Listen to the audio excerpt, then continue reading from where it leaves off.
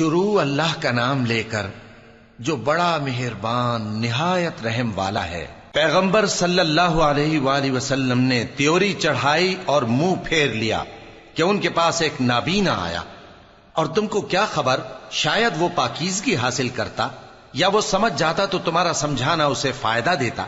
اب وہ جو پرواہ نہیں کرتا سو اس کی طرف تو تم توجہ کرتے ہو، حالانکہ اگر وہ نہ سنورے تو تم پر کچھ الزام نہیں۔ اور وہ جو تمہارے پاس دوڑتا ہوا آیا اور وہ اللہ سے ڈرتا بھی ہے تو اس سے تم بے رخی کرتے ہو۔ دیکھو یہ قرآن نصیحت ہے، پس جو چاہے اسے یاد رکھے، قابل ادب ورقوں میں لکھا ہوا، جو بلند مقام پر رکھے ہوئے اور پاک ہیں، ایسے لکھنے والوں کے ہاتھوں میں ہیں جو بلند مرتبہ اور نیکوکار ہیں۔ انسان مارا جائے، یہ کیسا ناشکرا ہے، اسے اللہ نے کس چیز سے بنایا؟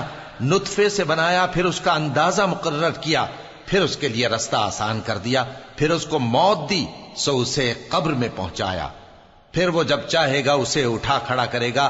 کچھ شک نہیں کہ اللہ نے اسے جو حکم دیا اس نے اس پر عمل نہ کیا۔ تو انسان کو چاہیے کہ اپنے کھانے کی طرف نظر کرے۔ بے شک ہم ہی نے پانی برسایا، پھر ہم ہی نے زمین کو اچھی طرح پھاڑا، پھر ہم ہی نے اس میں اناج اگایا اور انگور اور ترکاری اور زیتون اور کھجوریں اور گھنے گھنے باغ اور میوے اور چارہ، یہ سب کچھ تمہارے اور تمہارے مویشیوں کے لیے بنایا۔ تو جب کانوں کو پھاڑنے والی آواز آئے گی اس دن آدمی اپنے بھائی سے دور بھاگے گا، اور اپنی ماں اور اپنے باپ سے اور اپنی بیوی اور اپنے بیٹوں سے بھی۔ ہر شخص اس روز ایک فکر میں ہوگا جو اسے سب سے بے نیاز کر دے گی۔